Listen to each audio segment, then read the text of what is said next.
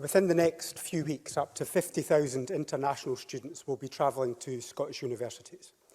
It will probably be the biggest single influx of people into the country since the start of the pandemic. International students are important for our world-class universities, and they are welcome here. But they will be arriving from virus hotspots, including the United States of America. And students, staff and local communities are anxious about potential outbreaks. They will be required to quarantine for 14 days, but I want to go further to keep people safe. One of the First Minister's advisers, Devi Shridhar, is now recommending mass testing of all students on arrival and 5 days later. Does the First Minister agree? First Minister. Well, two things. I agree that it's a really important issue. It's one that's certainly very high up in my mind at the moment, and we are in discussions with universities about how we do get to a position where we welcome international students that are very important for Scotland, but do that safely without raising the risk of importation of the virus, because importation of the virus is probably the biggest risk we face over the immediate term. I have seen Professor Shridhar's recommendations. She obviously is one of the advisers to the government, and we will consider those very carefully. We haven't reached a final conclusion with universities on those yet, but I am happy, or the Deputy First Minister will be happy over the next few days to provide an update once we've had the opportunity to properly consider those and come to a final position. Willie Rennie. The First Minister has just warned in her statement earlier that we could be facing a rise in cases in 2 to 3 weeks' time. That's exactly when the students will be arriving here in Scotland too.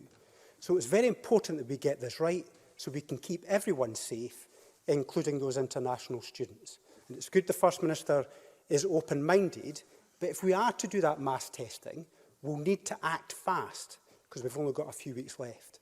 Universities have been planning for months, following the detailed government guidance, but none of them are ready to mass test all international students twice in a week.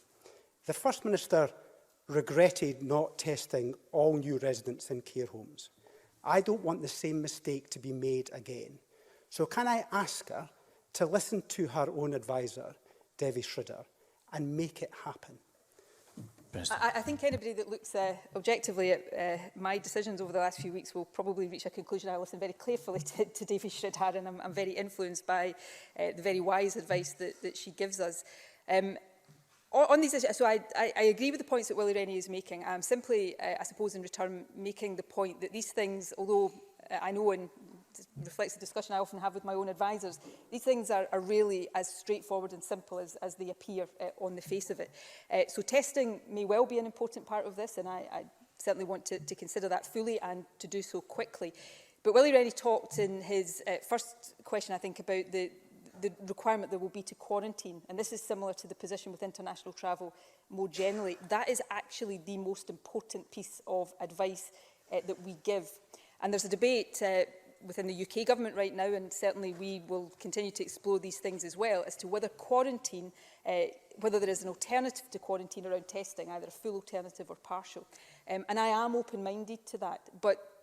And this is where I have always said, and yes, we have changed our position on testing in line with clinical advice, but actually one of the points I have always made, which I continue to make, is that testing is not a magic solution, because the incubation period of this virus means that if somebody comes into the country, you test them on day 1 and they're negative, and even if you test them on day 5 and they're negative, that does not mean that by day 6, 7, 8, 9, 10 through to 14, they will not test positive. So testing may well have a part to play, but it is unlikely to be an alternative to the quarantine, which is the foundational bit of advice we're giving people. And I think it's really important for all of us to remember that. This is not about saying to international students they just come into the country and nothing happens. The quarantine advice is the vital bit of advice, and if there are ways we can supplement that, that's what we're considering. Thank you. We're going to move on to open up to questions from